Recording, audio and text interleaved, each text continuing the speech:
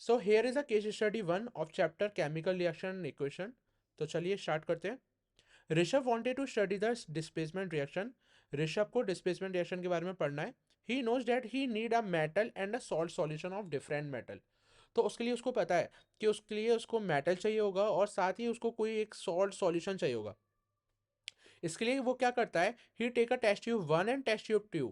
दो test tube लेता है वो, टेस्ट ट्यूब 1 और test tube 2।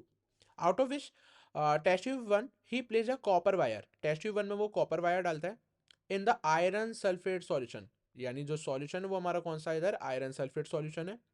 He place an iron nail in the copper sulphate solution in the test tube 2। Test tube में क्या करता है, वो आयरन नेल डालता है और कौन सा सॉल्यूशन लेता है, इधर कॉपर सल्फेट सॉल्यूशन लेता है। Read the above passage carefully and give the answer. ठीक है, क्वेश्चन 1 दे रखा है, based on the above passage which test tube will undergo a displacement reaction. Displacement reaction क्या होता है, तो पहले तो बताओ डिस्प्लेसमेंट रिएक्शन क्या होता है हमारा। डिस्प्लेसमेंट रिएक्शन क्या होता है, सपोज करते इधर ए बी सी के साथ रिएक्ट हो रहा है, तो ए क्या करेगा, सी के साथ कंबाइन हो जाएगा, ए सी हो जाएगा इधर, और बी जो होगा वो हमारा लेफ्ट हो जाएगा, अलग हो जाएगा। यानी ए ने क्या करा, सी को डिस्प्लेस कर लिया अपने पास और बी को क्या हो गया, अलग हो गया। ऐसी रिएक्शन को हम डिस्प्लेसमेंट रिएक्शन बोलते हैं।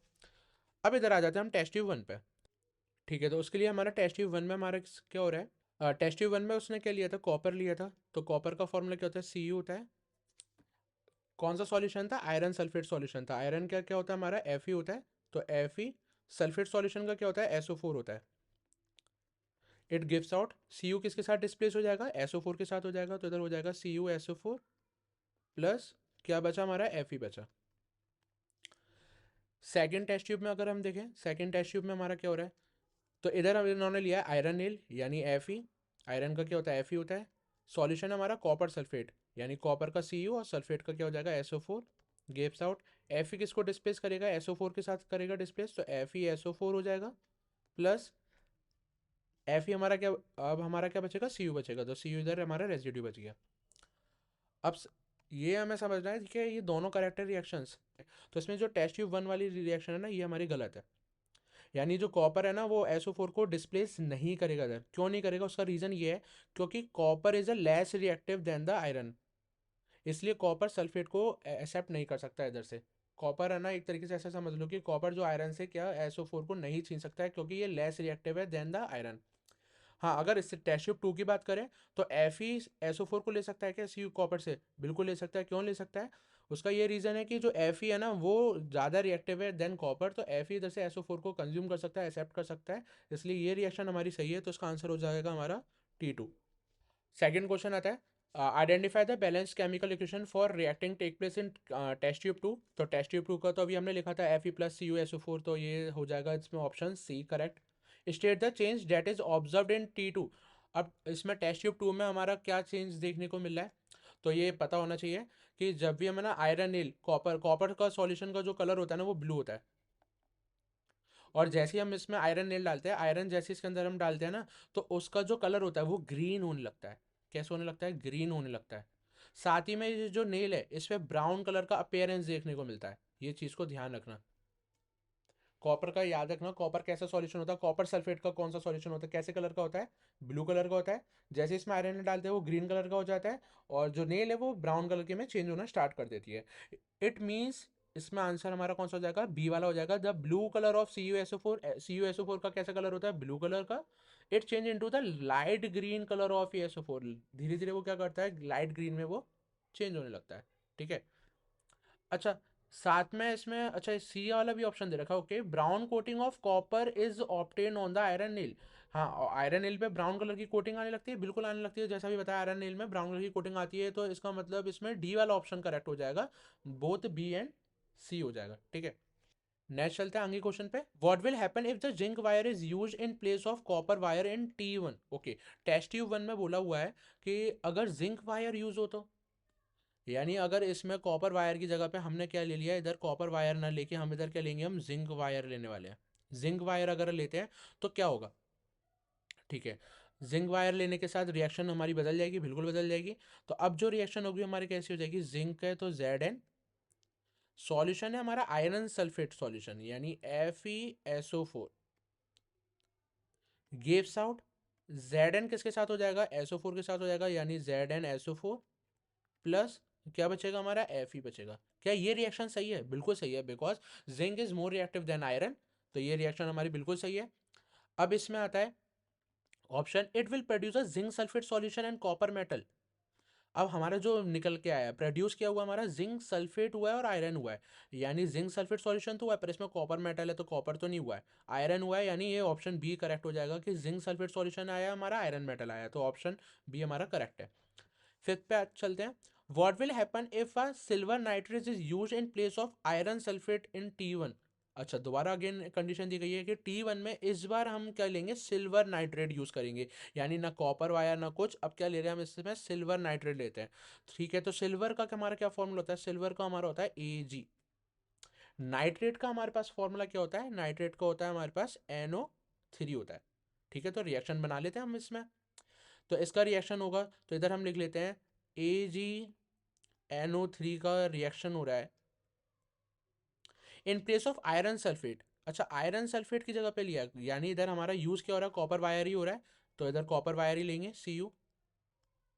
तो इधर रिएक्शन कैसे होगी, Cu क्या करेगा, NO3 को कंज्यूम कर लेगा, तो CuNO3 हो जाएगा, और इधर हमारा क्या बचेगा, Ag यानी सिल्वर हमारा लेफ्ट बचेगा। अब थिंग ये आती है कि ये रिएक्शन सही है, बिल्कुल सही है, बिकॉज कॉपर इसको क्या कर सकता है, NO3 को एक्सेप्ट कर सकता है, because copper is more reactive than silver, तो ये हमारी रिएक्शन क्या हो जाएगी, बिल्कुल सही हो जाएगी। अब इसमें आ रहा है क्या प्रोड्यूस, तो नो रिएक्शन विल टेक्स, ऐसा तो हो ही नहीं सकता, रिएक्शन तो होगी। अब क्या प्रोड्यूस हो रहा है हमारा, कॉपर नाइट्रेट प्रोड्यूस हुआ है और Ag हमारा क्या हुआ है, इधर प्रोड्यूस हुआ है। तो इधर हम देख लेते हैं कॉपर नाइट्रेट और सिल्वर, यानी हमारा इसमें ऑप्शन सी बिल्कुल सही हो जाएगा। So here is a case study 2 of chemical reaction in equation chapter. तो ये दे रखा है हमें क्वेश्चन था, reaction between MnO2 with HCl, यानी MnO2 का HCl के साथ रिएक्ट हो रहा है। अब MnO2 क्या होता है, Mg मालूम है ना, मैग्नीशियम, तो उसी का ही दूसरा भाई होता है ये Mn, यानी मैंगनीज। ठीक है, तो मैंगनीज ऑक्साइड हो गया इधर, विद HCl के साथ रिएक्ट हो रहा है। Depreciate in the following diagram it was observe that a gas with bleaching ability was release. तो यानी इसमें दे रखा है कि HCl हमने मिलाया MnO2 में, तो कुछ ब्लीचिंग एजेंट टाइप का हमारा इधर रिलीज होता है। तो क्वेश्चन में देगा the chemical reaction between MnO2 and HCl is the example of, किसका एग्जांपल है, यानी MnO2 और HCl का रिएक्शन जब हम कराते तो किसका एग्जांपल बनता है, तो कर लेते हैं इधर। तो इधर रिएक्शन हमारी दे रखी है MnO2 प्लस HCl। अब अगर ध्यान से देखें तो इसमें क्या हो रहा है, ऑक्साइड हो रहा है। अगर ध्यान से देखें ना तो इधर हमारा क्या है, ऑक्साइड है, ऑक्साइड हमारा किसके साथ रिएक्ट हो रहा है, एसिड के साथ रिएक्ट हो रहा है, और हमें मालूम है ऑक्साइड एसिड के साथ रिएक्ट होता है तो क्या निकलता है, एक तो करस्पॉन्डिंग सॉल्ट निकलता है, प्लस साथ में हमारा क्या निकलता है, वाटर निकलता है साथ में। ठीक है, तो सेम थिंग हम इसमें करेंगे, MnO2 प्लस HCl है, यानी हमारा क्या निकलेगा, सॉल्ट निकलेगा प्लस वाटर निकलना है, तो Mn किसके साथ चला जाएगा, Cl के साथ चला जाएगा, यानी इधर MnCl2 हो जाएगा, क्योंकि क्लोरीन का हम क्या लेते हैं, Cl2 लेते हैं, साथ में हमारा इधर क्या बचेगा, H2O बचेगा, H2O हो जाएगा। अब देखो इधर ध्यान से समझना ये वाली बात, इधर है ना Cl2 है ना, इधर हमारा Cl अकेला है, तो बैलेंस करने के लिए मैं इधर क्या लगाऊंगा, 2 लगाऊंगा। ठीक है, जैसे ही मैंने इधर 2 लगाया तो क्लोरीन तो 2 हुआ, साथ में हाइड्रोजन बढ़ गया, हाइड्रोजन भी 2 हो गए, क्लोरीन हमारे 2 हो गए, है ना। मैग्नीज कितना था, वो इधर ऑक्साइड हमारा कितना था, ऑक्सीजन 2 था, पर इधर तो सिंगल है, तो इधर बैलेंस करने के लिए मैं इसमें इधर 2 बढ़ाऊंगा।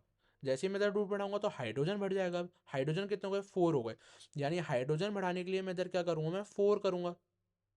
जैसे ही इधर मैं हाइड्रोजन बढ़ाने के लिए 4 करूंगा तो अगेन हमारा जो क्लोरीन है वो क्या हो जाएगा, दोबारा इंक्रीज हो जाएगा। अगर मैं हाइड्रोजन इसमें हटा लेते हैं हम हाइड्रोजन को, इसकी जगह पे इधर हम क्या करेंगे, इधर 4 लिखेंगे। जैसे ही हमने इधर 4 लिखा, हाइड्रोजन तो 4 हो गए, इधर हाइड्रोजन 4 हो गए, ओ भी हो गया, हमारा ये सब बैलेंस हो गया, क्लोरीन हमारा एक्स्ट्रा बच रहा है, और हर बार इंक्रीज करने पे क्लोरीन एक्स्ट्रा बचेगा, तो इसलिए हम क्लोरीन को अलग से लिख लेंगे Cl2। ऐसी रिएक्शन को ध्यान रखना, कोई भी ऐसे रेडिजिड्यू बचता है जिसकी वजह से बार बार डालने की वजह से वो भर जाए, तो उसको हम अलग से लिख लेते हैं। ठीक है, तो इधर Cl2 अलग हो जाएगा। अब आता है किस टाइप की ये रिएक्शन बन रही है, डिस्प्लेसमेंट, तो Mn ने Cl को डिस्प्लेस करा और ये H हुआ, ये बिल्कुल बन तो रही है, Mn ने क्या करा, Cl को डिस्प्लेस कर दिया और हमारा ये क्या हो गया, अलग हो गया, पर साथ में हमारा क्लोरीन भी बचा है, यानी ये डिस्प्लेसमेंट रिएक्शन तो हमारी बिल्कुल भी नहीं है। कॉम्बिनेशन रिएक्शन, कॉम्बिनेशन रिएक्शन कौन सी होती है, जैसे कार्बन और हमारा ऑक्सीजन दे रखा है और रिएक्ट हो जाए और कार्बन डाइऑक्साइड बन जाए, ऐसी रिएक्शन को कॉम्बिनेशन रिएक्शन कहते हैं, इसमें तो ऐसा नहीं है, तो यानी ये भी नहीं होगा। रेडॉक्स रिएक्शन, अच्छा उससे पहले डिकम्पोजिशन रिएक्शन पढ़ा देते हैं। डिकम्पोजिशन रिएक्शन क्या होती है, जैसे ब्रेक डाउन, जैसे H2O है, H2O को हम ब्रेक डाउन कर सकते हैं by the passing the electricity, तो हमारा H अलग हो जाएगा H2 और हमारा O2 अलग हो जाएगा, तो अलग हो सकता है। ऐसी रिएक्शन को हम डिकम्पोजिशन रिएक्शन करते हैं, जिसमें हम कंपाउंड को ब्रेक डाउन कर देते हैं। अब आता है रेडॉक्स रिएक्शन। रेडॉक्स रिएक्शन क्या होता है, जिस रेडॉक्स रिएक्शन होता है जिसमें ऑक्सीडेशन और रिडक्शन दोनों पॉसिबल हो, ऐसी रिएक्शन को हम क्या बोलते हैं, रेडॉक्स रिएक्शन बोलते हैं। ठीक है, तो इसमें देख लेते हैं। अच्छा इधर ध्यान से देखें तो MnO है। अच्छा ऑक्सीडेशन क्या होता है उससे पहले समझ लेते हैं। ऑक्सीडेशन होता है जब एडिंग ऑफ ऑक्सीजन हो रहा हो और रिमूवल ऑफ हाइड्रोजन हो रहा हो। रिडक्शन में क्या होता है, एडिंग ऑफ हाइड्रोजन हो रहा हो और रिमूव ऑफ ऑक्सीजन हो रहा हो। ठीक है, तो इधर हम देखते हैं, इधर अगर देखें ऑक्सीजन जो है इधर से हमारा रिड्यूस हुआ है और इधर हमारा Cl2 आया है, यानी ऑक्सीजन इधर से मेरा क्या हुआ है, रिडक्शन हुआ है ऑक्सीजन का।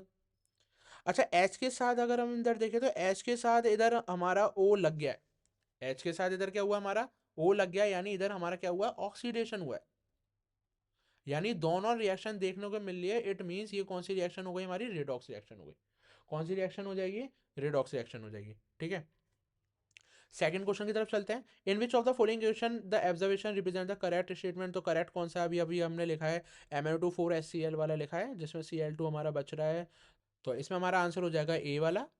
ठीक है, थर्ड की तरफ चलते हैं। Identify the correct statement of the following, correct statement हमें आइडेंटिफाई करनी है।